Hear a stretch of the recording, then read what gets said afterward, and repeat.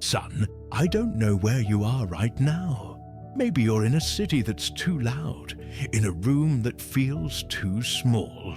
Maybe you're driving late at night, with the endless ribbon of the highway ahead looking exactly like the one behind.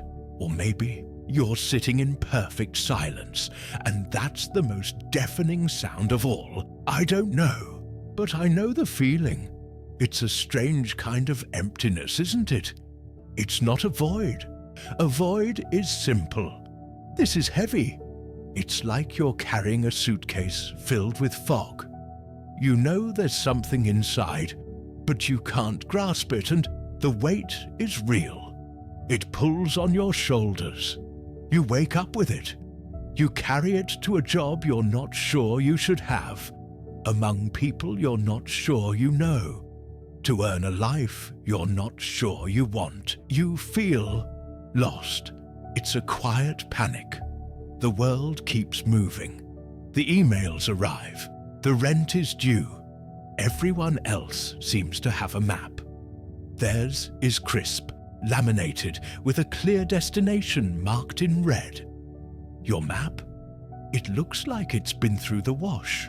The ink is bled, the landmarks are blurred, and the compass needle is just spinning, a frantic, silent dance to a song you can't hear.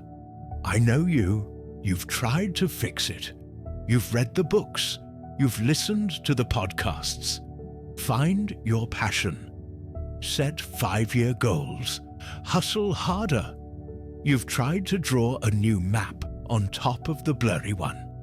You've tried to force that compass needle to point north, but it just keeps spinning, and you're tired. You're so damn tired of fighting it. So, I want you to do something for me, right now. Stop fighting. Let the needle spin. Let the map be a blur. For just a few minutes, let's just sit with the weight of that foggy suitcase. Let's start here, not with a map, but with an anchor. When I was about your age, maybe a little older, I had my own spinning compass. Your grandfather, he was a good man, a hard man. He gave me a map. It was simple. Work hard, provide, be strong, don't complain. It was a good map for his world. But my world had different terrain. And I followed his map for years, son. I walked right off the edge of it. I found myself in a place with no landmarks. My career felt like a coat that didn't fit. My relationships were echoes in a long hallway. And my own reflection was a stranger I nodded to in the morning. I was completely, utterly lost. The fog in my suitcase was so thick, I wasn't even sure I was the one carrying it anymore. And in that moment of quiet desperation, I didn't find a new map. I found an anchor. For me, it was the memory of my first real failure. I was maybe 16. I'd spent an entire summer building a small wooden boat in the garage. I followed the plans perfectly. I sanded it, stained it, made it beautiful. I was so proud. The day I put it in the water, it floated for about 30 seconds before it listed to one side and unceremoniously sank. I was devastated. I'd failed. Publicly. My friends saw, my father saw.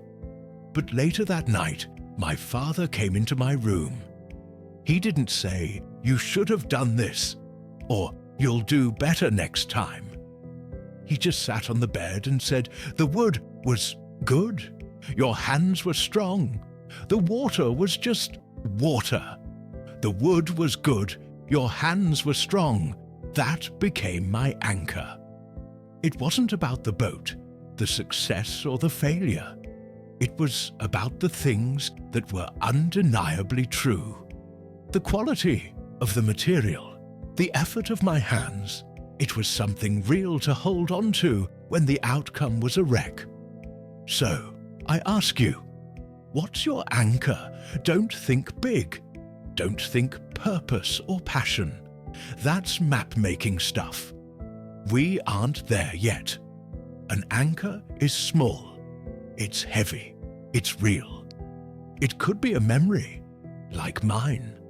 It could be the physical feeling of the sun on your face, the loyalty of your dog, the taste of a perfect cup of coffee, the sound of a song that feels like it was written about your own heart.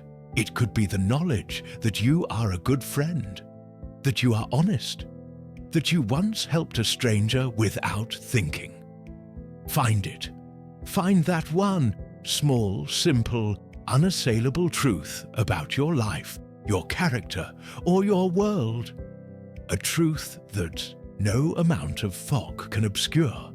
And hold it. Feel its weight in your mind. This is your anchor. It doesn't show you the way. It just stops you from drifting. Now, for the next step. It's the hardest one. Do nothing. I'm serious. For all your life, you've been told to move, to strive, to climb, to achieve. The feeling of being lost creates an instinct to run anywhere, just to feel like you're making progress.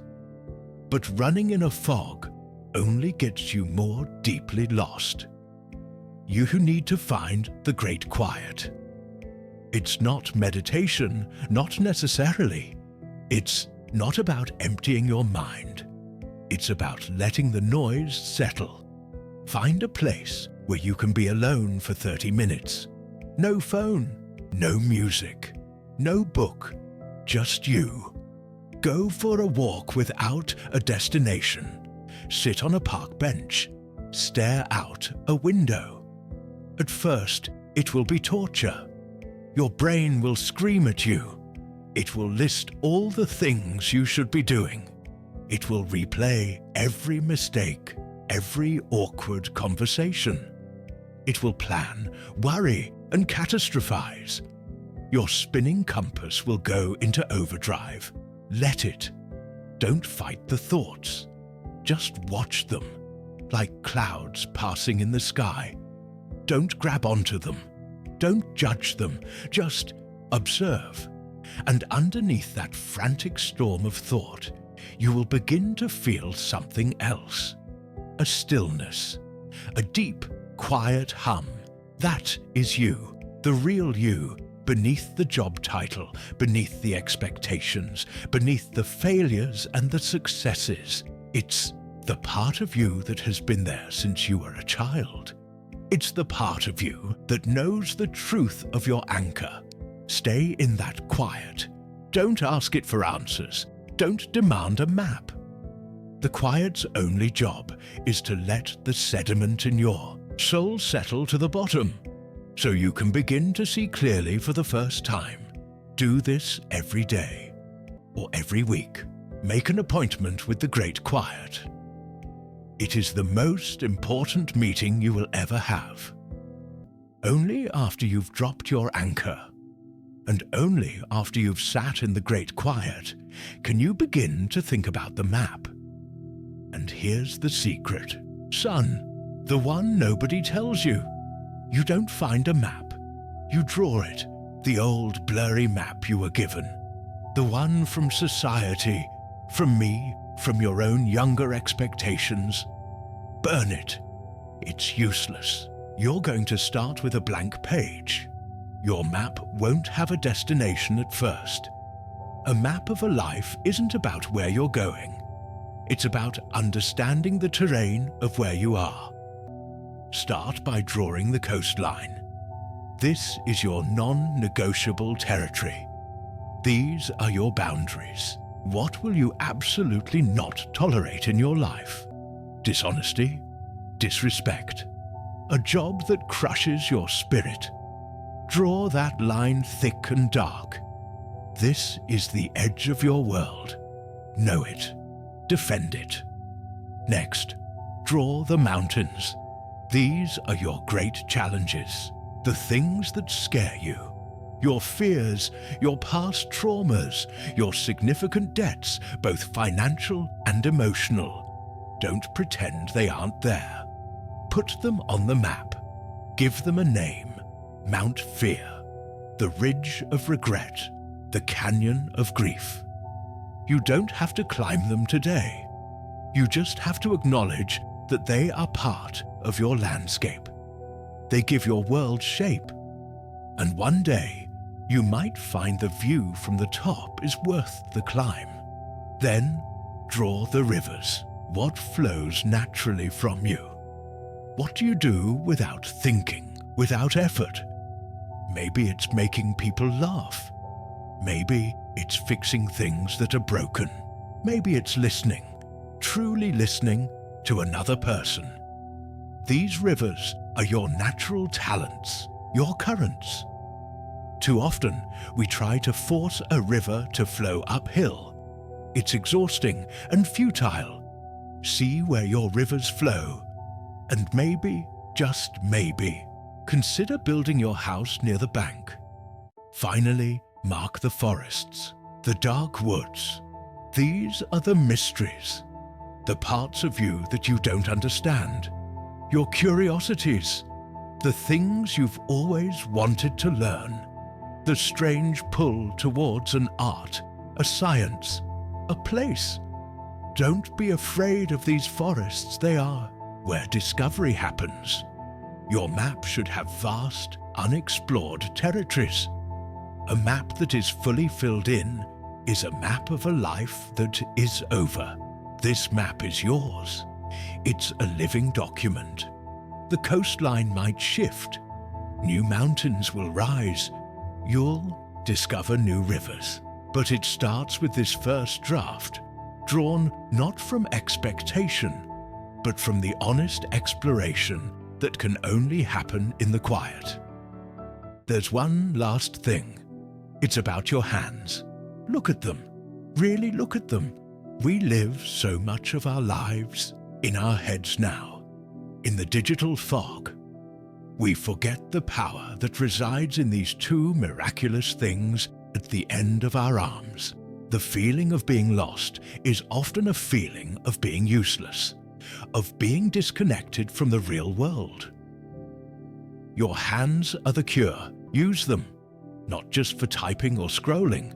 Use them to create something, to fix something, to help someone, build a shelf, cook a meal from scratch for someone you love, plant something in the dirt and watch it grow, fix a leaky faucet, hold the hand of someone who is grieving, volunteer at a place where your physical presence makes a difference. Purpose is not some grand mythical beast you have to hunt down. Often, purpose is just the quiet satisfaction of a job well done. It's the feeling of closing a circuit between your mind, your hands, and the physical world. It makes you feel real, grounded, useful. Each small act of physical creation or service is a pin you put on your new map. I am here, it says, and I made a difference in this small spot. So, my son, if you are lost, start here. Don't search for a destination. Find your anchor, that small, solid truth. Make time for the great quiet. Let the chaos settle. Draw your own map. Understand your terrain and use your hands. Connect back to the world.